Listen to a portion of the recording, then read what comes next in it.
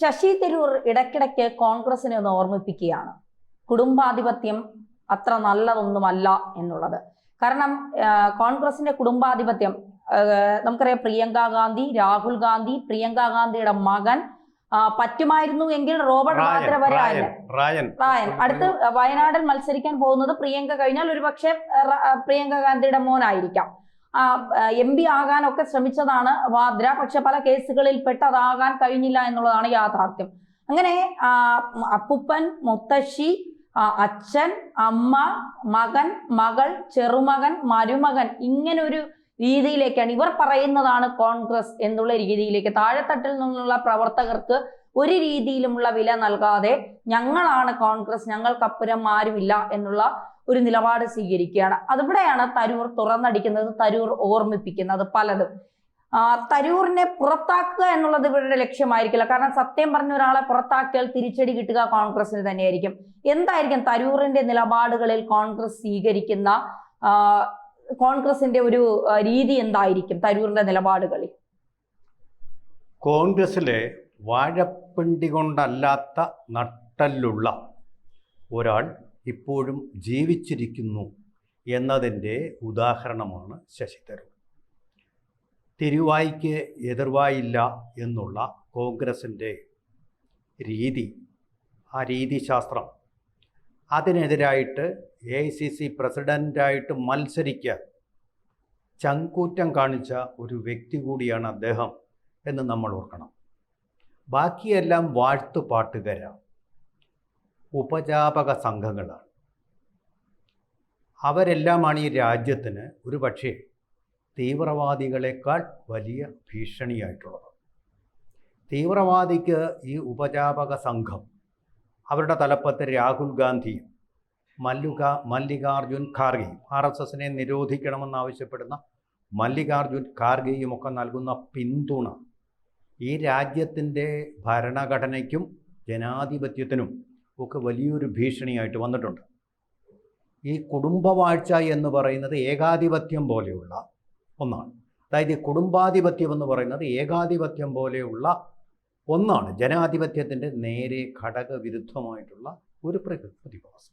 എന്നിരിക്കെ ഈ ഏകാധിപത്യവും അതുപോലെ അതിനൊപ്പം തന്നെ കുടുംബാധിപത്യവും ഭീകരതയ്ക്കുള്ള പ്രത്യക്ഷവും പരോക്ഷവുമായിട്ടുള്ള പിന്തുണയും ചേർന്ന് ഒരു കുടുംബത്തിനെ ഈ രാജ്യത്തിൻ്റെ വൈറസാക്കി മാറ്റിയിട്ടുണ്ട്.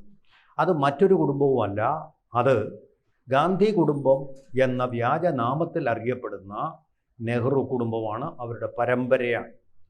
ആ കുടുംബത്തിലെ ആളുകളിൽ ഒരാൾ പോലും ഇന്ത്യയുടെ നേതൃസ്ഥാനത്ത് വരാതിരുന്നിട്ടില്ല ഇന്നുവരെ. ഇനിയിപ്പോൾ ഓരോ തലമുറയിലെയും ആൾക്കാർ അധികാരത്തിൽ വന്നിട്ടുണ്ട്, അധികാരത്തിന് പുറത്ത് നിന്നിട്ടില്ല. എന്നിരിക്കെ കഴിഞ്ഞ ദിവസം കൊടിക്കുന്നിൽ സുരേഷ്, കോൺഗ്രസിലെ ഏറ്റവും സീനിയറായിട്ടുള്ളൊരു മെമ്പറാണ് അദ്ദേഹം, ഈ സ്തുതിപാഠക സംഘത്തിലെ അംഗവുമാണ്. അദ്ദേഹം ന്യായീകരിച്ചത് കോൺഗ്രസ് ഒരുപാട് പ്രധാനമന്ത്രിമാരുടെ രക്തസാക്ഷിത്വം നാടിനു വേണ്ടി നൽകിയിട്ടുള്ള സംഘടനയാണ്. അപ്പോൾ ഞാൻ ചോദിക്കുന്നത്, മഹാത്മാഗാന്ധിയെപ്പോലെയുള്ള ഒരു രക്തസാക്ഷിത്വം കൈവരിച്ച ഒരാൾ ഈ രാജ്യത്ത് വേറെയുണ്ട്? അതുപോലെ രക്തസാക്ഷിത്വം മാത്രമല്ല, നിരാഹാരങ്ങളിലൂടെ, സഹന സമരങ്ങളിലൂടെ ഭക്ഷണവും സുഖവും ഉപേക്ഷിച്ചുകൊണ്ട് ജീവിച്ച ആളാണ്. നെഹ്റു ഉൾപ്പെടെ ഉള്ള ആൾക്കാർ, നമ്മളെല്ലാവരും തന്നെ, ഒരുപക്ഷെ അന്ന് നമ്മൾ ജീവിച്ചിട്ടിരുന്നിട്ടില്ല, നമ്മുടെ പിതാക്കന്മാരുൾപ്പെടെ എല്ലാവരും കൂടി ആഘോഷിച്ച സ്വാതന്ത്ര്യ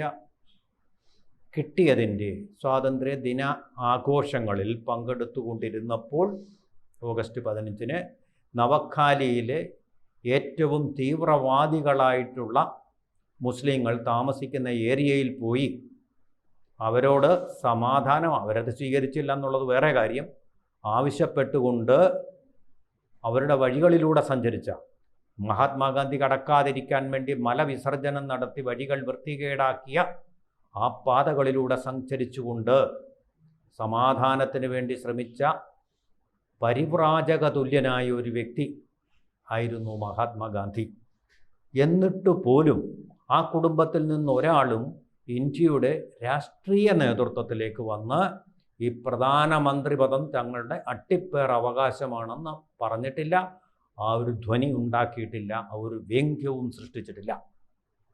എന്നിരിക്കെ നെഹ്റു കുടുംബത്തിലെ എല്ലാവരും ഞങ്ങളാണ് ഇന്ത്യയുടെ അട്ടിപ്പേർ അവകാശികൾ, ഞങ്ങൾ പറയുന്നത് മാത്രമാണ് ജനാധിപത്യവും ഭരണഘടനയും മതേതരത്വവും എന്നുള്ള ഒരു ധാരണയിൽ ഇവർ സർവാധികാരിക്കാരായിട്ട് പെരുമാറുകയാണ്.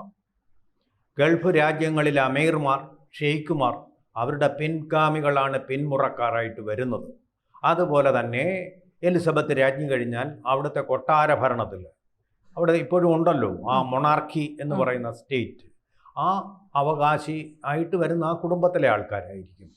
അങ്ങനെയുള്ള സമ്പ്രദായങ്ങൾ നിലനിൽക്കുന്ന രാജ്യങ്ങളിലേതുപോലെ ഒരു രാജഭരണമായിട്ട് കരുതിക്കൊണ്ട് പെരുമാറുന്നവരാണിത്. അതാണ് ജനാധിപത്യത്തിൻ്റെ ഏറ്റവും വലിയ ഒരു ഭീഷണി. നമ്മൾ 540 നാട്ടുരാജ്യങ്ങളെ ഇന്ത്യയോട് ചേർത്തുകൊണ്ടാണ് സർദാർ വല്ലഭായ് പട്ടേലിൻ്റെയും VP മേനോൻ്റെയും ഊർജിതമായിട്ടുള്ള ശ്രമങ്ങളുടെ പേരിൽ ഇന്ത്യ എന്നൊരു രാഷ്ട്രമാവുന്നത്. അതൊരു രാഷ്ട്രമല്ല, സംഭാഷണമാണെന്ന വിവരദോഷിയായ നെഹ്റു കുടുംബത്തിലെ ഇപ്പോഴത്തെ ഇളമുറ തമ്പുരാൻ രാഹുൽ ഗാന്ധി വിളമ്പുകയാണ് വായ്ത്താരി. അത് ജനാധിപത്യത്തിനും ചരിത്ര സത്യങ്ങൾക്കും എത്രമാത്രം മുറിവാണ് ഏൽപ്പിക്കുന്നത്. ചോര വീഴ്ത്തുകയും അതിനെ വാഴ്ത്താൻ വേണ്ടി കുറെ കോൺഗ്രസ് നേതാക്കളും ഈ ഇന്ത്യയെ തന്നെ വിറ്റ് നശിപ്പിക്കാൻ തുനിഞ്ഞിറങ്ങിയ ഒരാളാണ് പ്രിയങ്ക ഗാന്ധിയുടെ ഭർത്താവായ റോബർട്ട് വാദ്ര. അയാൾക്കെതിരെ ഒരുപാട് കേസുകൾ, നിരവധി അഴിമതി ആരോപണങ്ങൾ, കുംഭകോണ കേസ്, പിന്നെ ഭൂമി മറച്ചുവിറ്റ കുംഭകോണ കേസുകൾ, അങ്ങനെ നിരവധി കേസുകളുണ്ട്. അയാളെ വരെ MP ആയി പാർലമെന്റിൽ കൊണ്ടുവരാൻ ശ്രമിക്കുന്ന ഒരു പാർട്ടിയാണ് കോൺഗ്രസ്. എന്നിട്ട് ഇവർ എന്ത് ജനാധിപത്യത്തെ കുറിച്ചാണ് സംസാരിക്കുന്നത്? ഹരിയാനയിലെ ഭൂവിനിയോഗ ചട്ടങ്ങൾ ലംഘിച്ചുകൊണ്ട് കർഷകർക്ക്, അവിടെ അധ്വാനശീലരായ കർഷകരാണ്, ഇന്ത്യയുടെ ഒരു നെല്ലറ പഞ്ചാബ് എന്നുപോലെ ഹരിയാനയുമാണ്, ഗോതമ്പിൻ്റെ അറയും കൂടിയാണ്.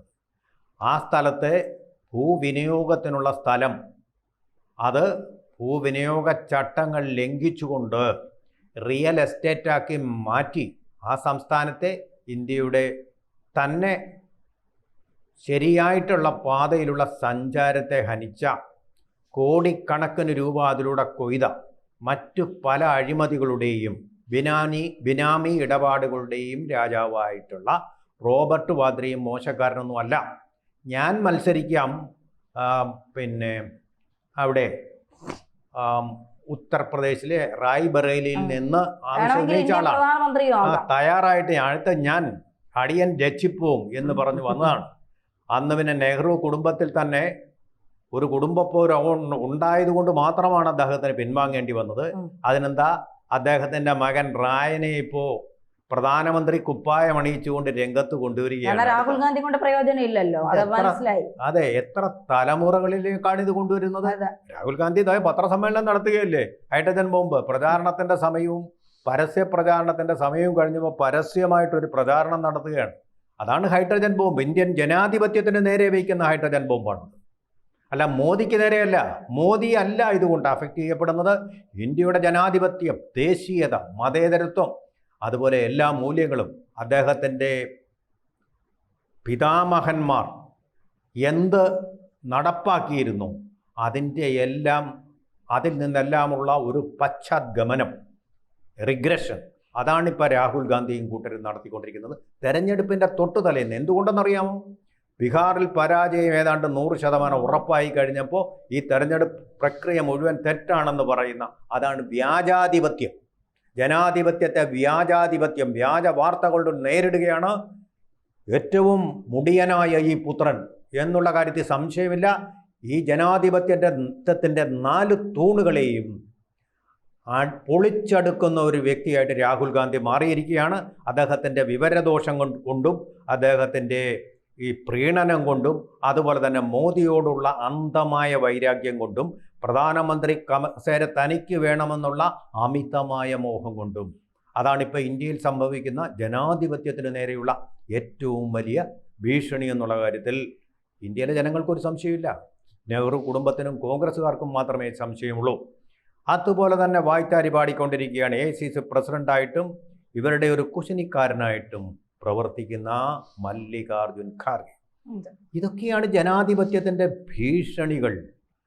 മരണത്തിൻ്റെ മണിമുഴക്കുമെന്ന് പറയുന്നത് പോലെ ജനാധിപത്യത്തിൻ്റെ മരണത്തിൻ്റെ മണിമുഴക്കുകയാണ് രാഹുൽ ഗാന്ധിയും സംഘവും. അതിനെതിരെ ശശി തരൂർ പുറപ്പെടുവിച്ച പ്രസ്താവന കൊള്ളേണ്ടടുത്ത് കൊണ്ടു. KC വേണുഗോപാൽ പറഞ്ഞു. എന്തുകൊണ്ട് അദ്ദേഹം പറഞ്ഞു എന്ന് എനിക്കറിയില്ല. അപ്പം അവരൊന്നും അറിയുന്നില്ല ഈ കുടുംബാധിപത്യത്തിൻ്റെ എത്രമാത്രം ശക്തമായിട്ടുള്ള ഒരു സംഹാരമാണ് ജനാധിപത്യത്തിന് നേരിടേണ്ടി വരുന്നത്.